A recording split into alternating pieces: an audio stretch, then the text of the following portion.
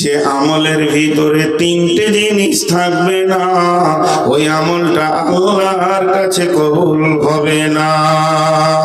যে আমলটা আপনি ছোট করেন চাই বড় করেন, নফল করেন চাই সুন্নত করেন, সুন্নত মুআক্কাদা চাই গায়র মুআক্কাদা, ওয়াজিব করেন চাই ফরজে আইন করেন চাই ফরজে কিফায়া করেন, কিন্তু প্রত্যেকটি আমলে তিনখানা জিনিস থাকতে হবে।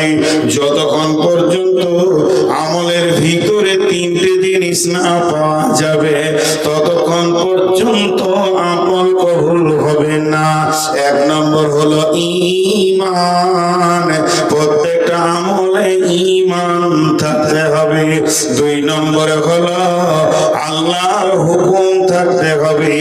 আর তিন নম্বরে হলো রাসূলের তরিকা থাকতে হবে, নবীজির আদর্শ থাকতে হবে, নচেত আমল কবুল হবে না। তাহলে মসজিদ বানাতে গেলে প্রথমেই আমাদেরকে ঈমানদার হতে হবে। একটা গেল। দু নম্বর, এই দানের ক্ষেত্রে যে ঈমানটা বলা হচ্ছে, শুধু দানের ক্ষেত্রে, শুধু দানের ক্ষেত্রে, এটা কেন বলা হচ্ছে? আল্লাহর উপর ঈমান আনো তারপরে দান করো।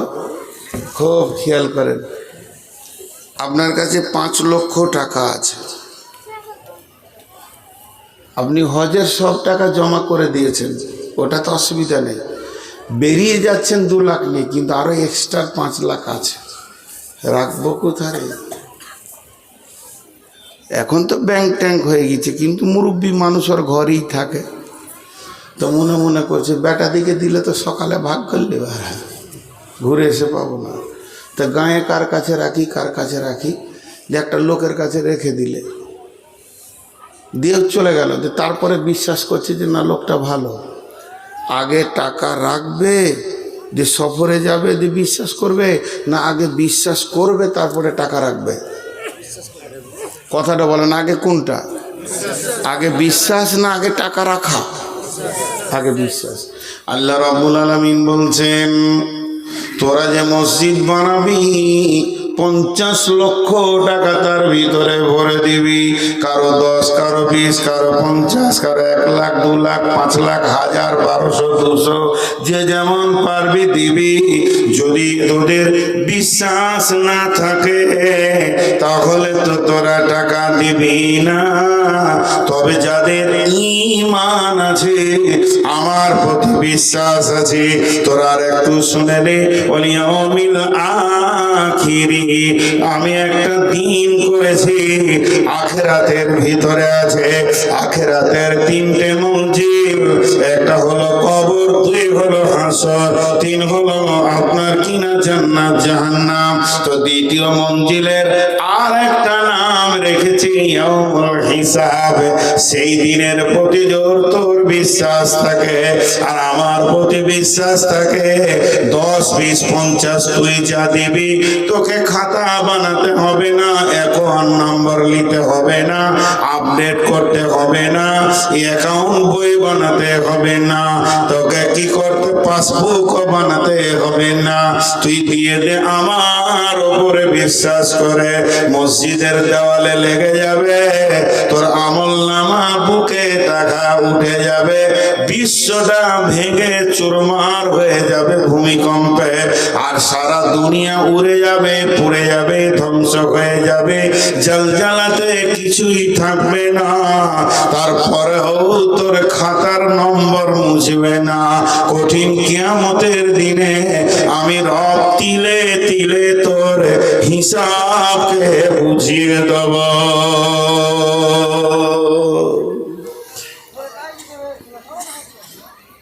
যাদের আখিরাতের বিশ্বাস নেই না, দুনিয়াতে যারা দান করে তো হুলিয়া করবে, তবে প্রকাশ্যে দান করা জায়েজ আছে। খবরদার বলবেন না যে নাম প্রকাশ করে যারা জায়েজ দান করছে তাদের দান কবুল হবে না, এটা বলা ভুল। কবুল হবে। প্রকাশ্যে দানটা দুর্বল, কিন্তু রিজাল্ট বড় কঠিন, রিজাল্ট বড় কঠিন। প্রকাশ্যের দানটা দুর্বল, কিন্তু রেজাল্টটা বড় মজা। আর গোপন দানটা মজা, রেজাল্ট বড় কঠিন। কেমন? আমি আজকে প্রকাশ্যে বললাম নূর মোহাম্মদ 10 টাকা দিয়েছে মসজিদে, মাশাল্লাহ। নূর মোহাম্মদ ভাই 10,000 দিয়েছে, মাশাল্লাহ, জাযাকাল্লাহ, ভালো করো, দান করো, বরকত দাও, আমিন, হয়ে গেল। সবাই জেনে নিলে। তো কেউ যদি জিজ্ঞেস করে জলসায় কিছু দিলি হে তুই? হ্যাঁ, 10 টাকা দিয়েছি বললাম, তা আমি বলবো অসুবিধা নেই। কিন্তু গোপন দান যখন আপনি করবেন, তো গোপনই, কিয়ামত পর্যন্ত গোপন। মুখ খুলিয়েন না ফের মাঝে, তাহলে ভেজাল লেগে গেল। জি, কিছু লোক আছে, প্রধান বক্তা এসে মসজিদে শুয়েছে, আসসালামু আলাইকুম, ওয়ালাইকুম আসসালাম, আপনি নূর মোহাম্মদ নাকি? বলে জি, মাশাল্লাহ। হ্যাঁ, মসজিদটা হতো নাকি, শালা 5 কুইন্টাল রড আমি দিয়েছি। ফুটে গেল, বুঝতেই পারলেন না যে আমার টিউব লিক হয়ে গেল। একটা হাওয়া আর নাই। এই চোপা করা যাবে না। আল্লাহ বলছে, শোন, আগে তুই টেবিলে টাকা ফেল, মুখকে বন্ধ করে নে। ওয়াল আখির, যেদিন কিয়ামত হবে আমি আল্লাহ ঘোষণা দিব, ওয়া কুদিয়া বাইনাহুম বিল হাক্কি ওয়া হুম লা ইউজলামুন। হে পৃথিবীরে, বিশ্ববাসী রে, কে কার উপরে পৃথিবীতে জুলুম করেছে তোমরা এসো, আমি তোমাদের আপসে বিচার করে দেব, কোন রকম জুলুম করব না। আব্দুল খালিক বলবে আব্দুল মালিকের কাছে টাকা পায়, ইয়াসিন বলবে মহসিনের কাছে টাকা পায়, হবিবুর বলবে ফকিরুলের কাছে টাকা পায়। এইভাবে আল্লাহর কাছে আফিল আনবে। এরই মাঝে আমি বলবো, মাবুদ, আপনাকে কয়েক হাজার টাকা জমা দেওয়া আছে, সেগুলোর বদলা আজ আমরা প্রকাশ্যে পেতে চাই। আমার রব সেদিন হাসতে হাসতে তার বদলা আপনাকে দেবেন। অতএব বন্ধুরে, মসজিদ বানাতে গেলে প্রথমে ইমানদার হতে হবে, আর তারপরে আখিরাতের উপরে বিশ্বাস রাখতে হবে। আখিরাতের বিশ্বাস যদি না থাকে, মানুষ প্রকাশ্যে মোটা রকম দান করতে পারবে না।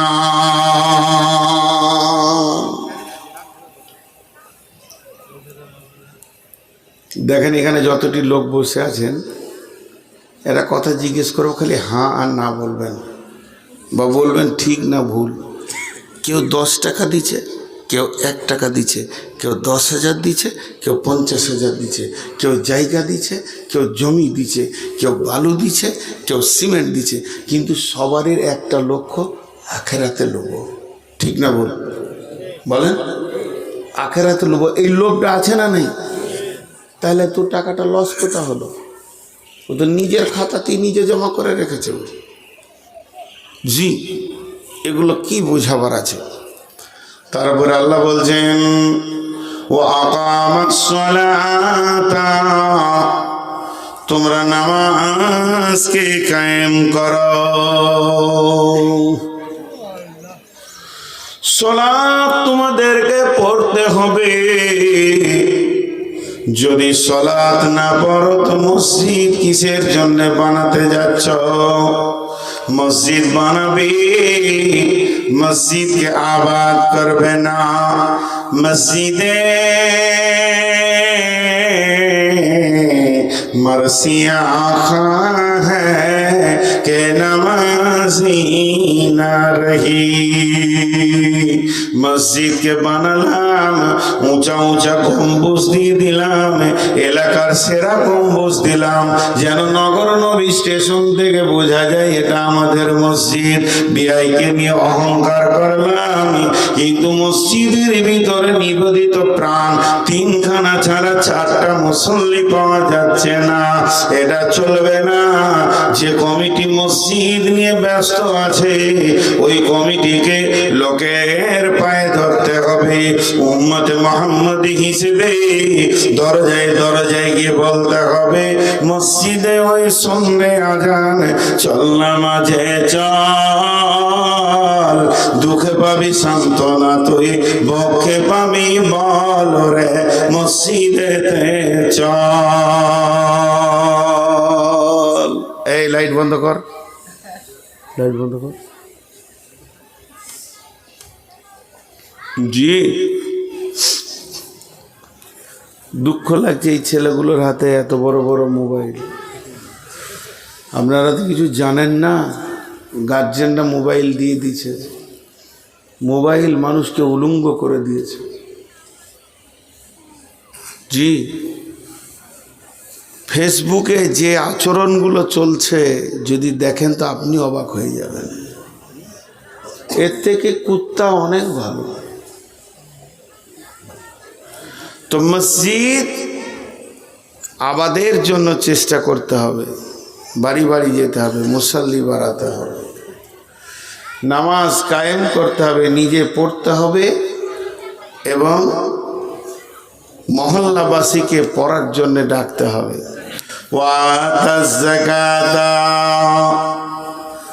জাকাত দেনেওয়ালা হতে হবে। যে লোকটা জাকাত দেয় না তার মাল নোংরা। জি, আমার ঘরে 20খানা লুঙ্গি আছে, ওইটা উদাহরণ দিচ্ছি, ভাবিয়েন না যে আমার লুঙ্গির দোকান আছে। কি 5টা লুঙ্গি আছে, এর মধ্যে 2টা না পাক আছে। নাতনিকে কোলে নিয়েছি তো মুতে দিয়েছি, তো ওটা খুলে দিলাম, তার একটা পরলাম, আবার মুতে দিলে তো ওটা রেখে দিলাম, তার একটা পরলাম, এখন কাঁচা হয়নি। তো ওই 2টা লুঙ্গি পড়ে আছে। তা আমার বিবি দেখছে 2টা লুঙ্গি মুলবি সব এখানে রেখেছে, মানে লুঙ্গি হল কোথাও নিয়ে যাবে হয়তো, সফর টফর করছে, তা 4টা লুঙ্গি ওর ওপরে চাপিয়ে দিয়েছে। এবার বলেন কোনটা পাক আর কোনটা না পাক আর তাল পেছি না। মসজিদ ঢোকা যাবে ওই লুঙ্গিগুলো পরে, নামাজ পড়তে যাওয়া যাবে, পাক কর তারপরে মসজিদ আসবে। তেমনি আপনার টাকা আছে, মাছের ব্যবসার টাকা, আমি বলছি না যে চুরিরা জোয়ার টাকা, মাছের ব্যবসা করে, আলুর ব্যবসা করে, কত হালাল ব্যবসা আছে, সেই ব্যবসার টাকা আছে, কিন্তু জুয়োর টাকাও আছে, আর বেজাকাতেও টাকা আছে। কোনটা কার গায়ে কে লেগেছে, কি হালাত আছে, মসজিদে লাগাস না, আল্লাহ বলছে লাগাস না, দরকার নাই মসজিদ। জি জি, মসজিদ দরকার নেই, এই ফাঁকা জায়গায় নামাজ পড়বেন, কিন্তু বেঈমানদের টাকা নিয়েন না।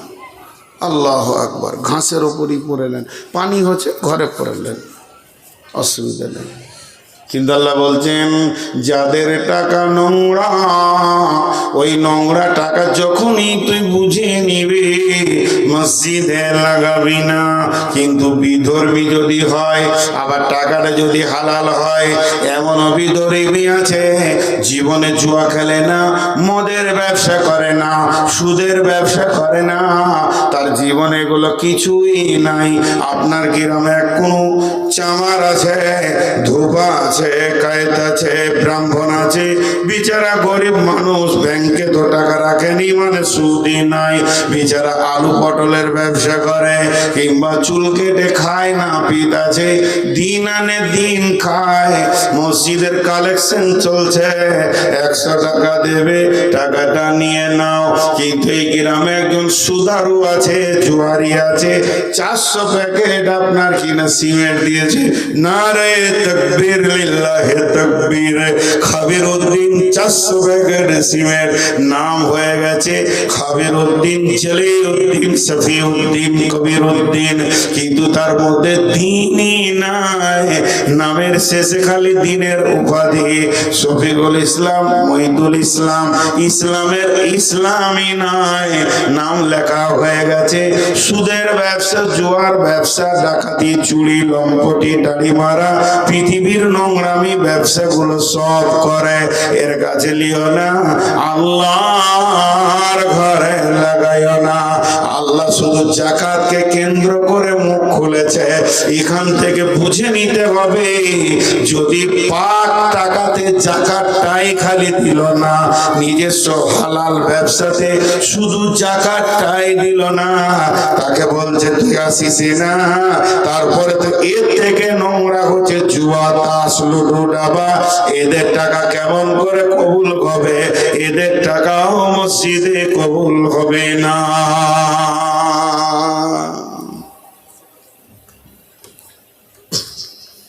দিনাজপুরে এই জালসাটা করে দিয়েছি বলো না, যে জুয়ারির টাকা নেওয়া হবে না। ও কখন দান করেছে জানি না, ফট করে দাঁড়িয়ে বলছে আমার জুয়ার টাকা দিয়েছিলাম 5,000 ফেরত দাও। লাফাইছে কত, পাতলা মতো, 14, 15, 16 বয়স হবে। এই বয়সেই জুয়া খেলেছিস তুই? বলছে এই এলাকার মধ্যে ডেঞ্জাস খবিস ছেলেও দেখলাম, মাল এক চর মেরে দিলে মশার মতো মরে যাবে, সারা জীবন হারাম ছাড়া হালালের মুখ দেখে না।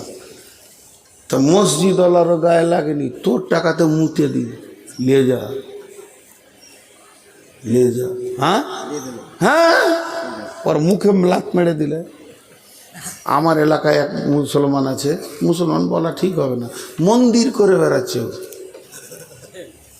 এ গায়ে মন্দির, ও গায়ে মন্দির, পূজার উদ্বোধন করছে ফুল ধূপ ধুনো দিয়ে।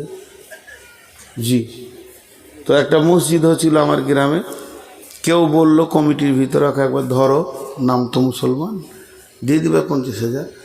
প্রত্যেকটা কমিটি বললো টাকা তো মুতে দিই, সালাম মাটিতে নামাজ পড়ব। জি, এরকম হতে হবে। কি দরকার আছে পাকা বানানো? মাটিতে পড়ব।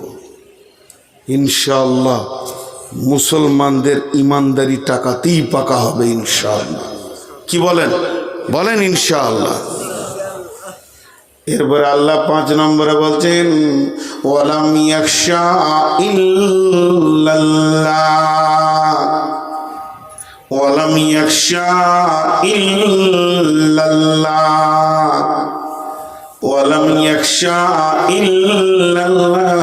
মসজিদ বানাতে গিয়ে আল্লাহ ছাড়া কাউকে ভয় করিও না। এটা কেন বলছে?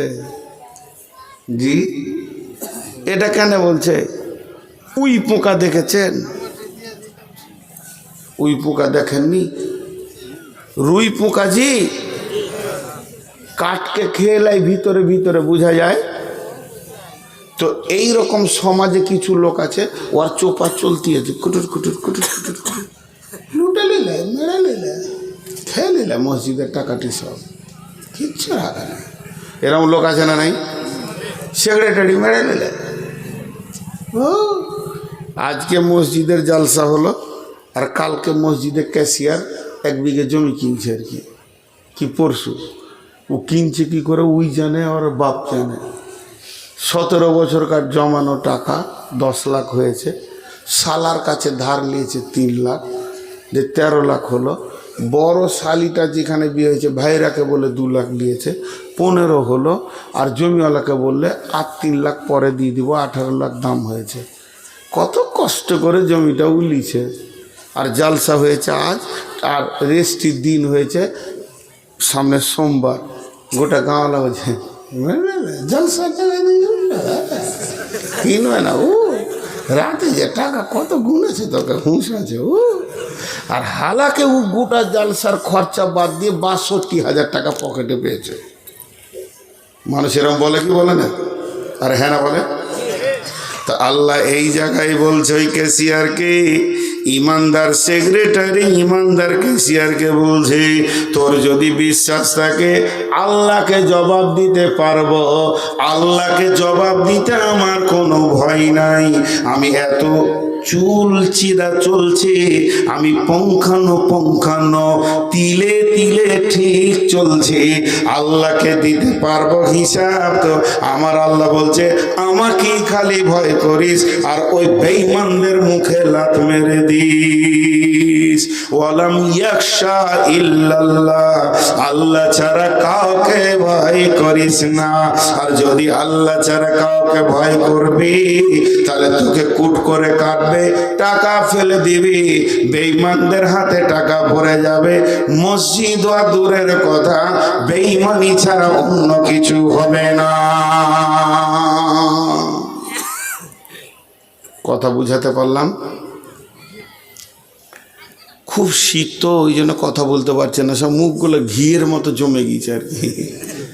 জি, তবে মেয়েদের মুখ কিন্তু জমেনি। সব বক্তাটি পালিয়েছে, ফরমান আলীরা 3টে বক্তা আছে মেয়েদের। জি, আর 3টে বক্তা আছে। তো এই জন্য আল্লাহকে ছাড়া কাউকে ভয় করিও না। আর এর দ্বিতীয় তফসির কি জানেন? মসজিদ বানাতে গেলেও 5 হাতে লাগবে, কুটকুট করে লাগে না? মসজিদের আবিধানিক অর্থ হচ্ছে সাজদা করার জায়গা। আলেম ওলামার মুখে শুনেছি, মসজিদ হচ্ছে সাজদা করার জায়গা। কিন্তু মসজিদটা কি শুধু নামাজির জন্যই হবে? জি না, মসজিদ হচ্ছে মুসলিম পার্লামেন্ট। একটা গ্রামে একটা মসজিদ, সেটা মুসলিম পার্লামেন্ট। মসজিদে যেমন নামাজ পড়া ফরজ নামাজ আমরা মসজিদে গিয়ে পুরুষেরা জামাতে পড়ব, মেয়েরাও যেতে পারে। তো আমি ফতোয়া দিতে পারি না বা দিতে আসিনি, আমি যেটা বলছি সেই উদ্দেশ্য দিকে খেয়াল করবেন। তেমনি মসজিদে আরো অনেক কাজ করা যায়। মুসলিমদের আদালত হচ্ছে মসজিদ, বিচার মসজিদে হবে, বিয়ে পড়ানো মসজিদে হবে। মসজিদ মুসলিমদের ইউনিভার্সিটি। রাসূলুল্লাহ সাল্লাল্লাহু আলাইহি ওয়াসাল্লাম আসহাবে সুফা নামে ইউনিভার্সিটি মসজিদে নববীতে দিয়ে গেছেন। আজও সেই ইউনিভার্সিটি মসজিদে নববীতে আছে। কায়দা মানে নুরানি থেকে নিয়ে MA ডক্টরেট পর্যন্ত মসজিদে নববীতে আজও ক্লাস হয়। যারা গেছেন হজ বা উমরায় দেখতে পেয়েছেন, এক একটা ক্লাস এক এক জায়গায় হয়। আল জামিয়াতে যারা পড়াশোনা করে তারা আবার ওখানে এসেও ক্লাসে বসে। তো মসজিদ হলো মুসলিমদের শিক্ষা কেন্দ্র, মসজিদ হচ্ছে বিচারের জায়গা। মসজিদ মুসলিমদের অনেক তাকাজা পড়া করে। আমরা খালি ভাবি মসজিদ মানে নামাজ পড়ে নিলাম, কাজ শেষ হয়ে গেল। মসজিদে কুস্তি লড়াই করা যায়, কুস্তি লড়াই, জিহাদের পূর্ব পরিস্থিতি শিক্ষণ মসজিদে করা যায়। সাহাবা রাদিয়াল্লাহু মাজমাইনেরা করেছেন। তো এই মসজিদে কি লাভ আছে না আছে, কতটা লাভ কতটা লস, এটা 2 মিনিট পরে বলছি। একটা যুক্তি কথা বলছি। এই গ্রামে কোনো মেহমান এসে যার ঘরে উঠবে সে তার মেহমান হয়ে যাবে। মেজবানের কর্তব্য হবে মেহমানের সম্মান করা। মেহমান হওয়ার জন্য কোনো ডিগ্রি বা কোয়ালিটি লাগে না। বিশ্বনবীর ঘরে ইহুদি মেহমানও ইজ্জত পেয়েছেন। বিধায় মেহমান যদি আপনার বাড়িতে আসে তো সম্মান পাবে। মসজিদ আল্লাহর ঘর, যে মসজিদে যায় সে আল্লাহর মেহমান। যে মসজিদে যায় সে আল্লাহর মেহমান হয়ে যায়। যে মসজিদে যায় সে আল্লাহর মেহমান হয়ে যায়। আর মেহমান যখন বাড়িতে আসে, মেজবানের কর্তব্য হয় তার সম্মান করা। তো আল্লাহ তার ইজ্জতকে ত্বরান্বিত করেন, ইজ্জতকে ওপরে তুলেন। বাপ তোরা ছাত্র, তাও পায়ে ধরছি, বস। কোন মাদ্রাসায় পড়িস আল্লাহ জানে।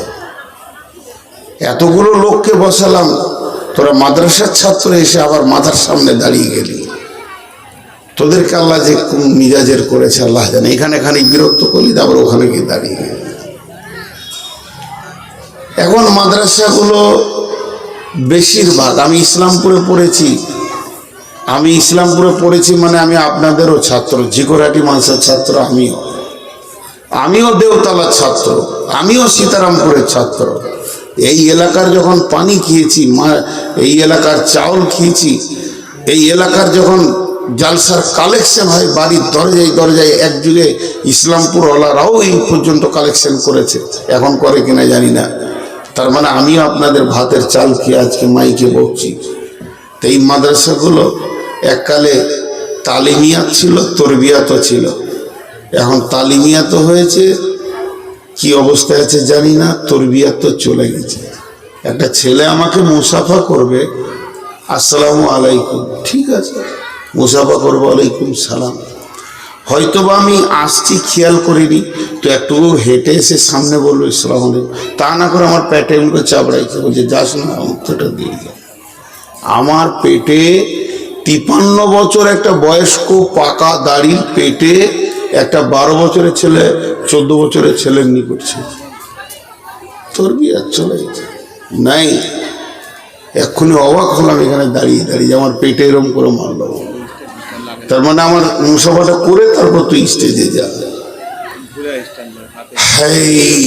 সব শেষ হয়ে গেছে, তার মানে আমিও শেষ, আমিও বিয়াদব, আমি কাউকে দোষ দিচ্ছি না। তো মসজিদ আল্লাহর ঘর, আজকে কিছু তত্ত্ববহুল কথা বলবো যেগুলো ফিলোসফি থেকে এবং কোরআন হাদিসও থাকবে।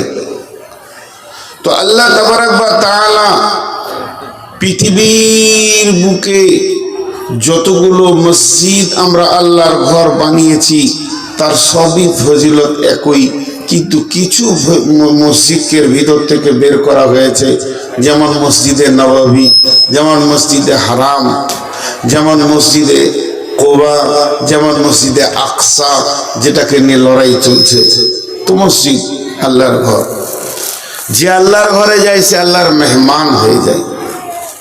এখন একটা দুঃখ করে কথা বলছি, এখানে যতগুলি শ্রোতা আছেন, এই শ্রোতার ভিতরে কন্টিনিউ 5 ওয়াক্তের নামাজি কটা আছে আমি হাত তুলতে বলছি না, বাকিগুলো বেজ্জতি করছি না, আপনি আমি অঙ্ক করে নিই।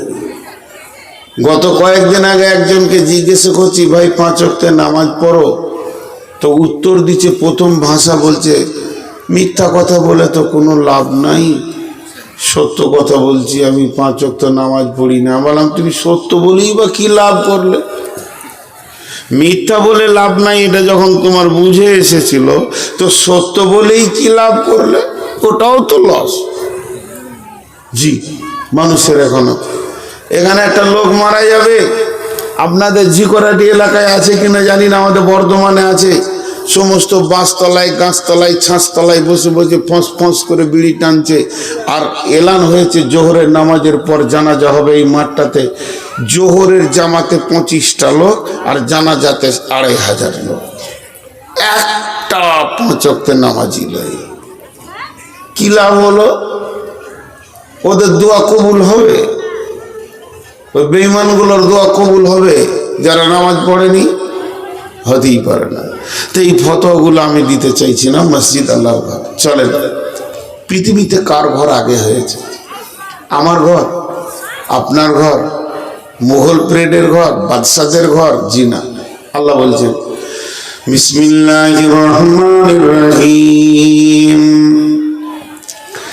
ইন্না আউওয়ালা বাইতিন উদিয়া লিন-নাসি লাল্লাযী বিবাক্কাতা মুবারাকান ওয়া হুদাল লিল-আলামিন।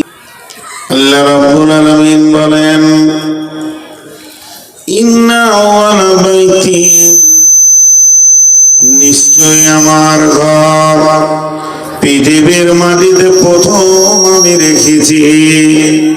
এই ঘরটা প্রথম হয়েছে, মানুষের ধারণা হয়ে যাবে আমার ঘরের প্রয়োজন, আপনার ঘরের প্রয়োজন, তার ঘরের প্রয়োজন, ওর ঘরের প্রয়োজন।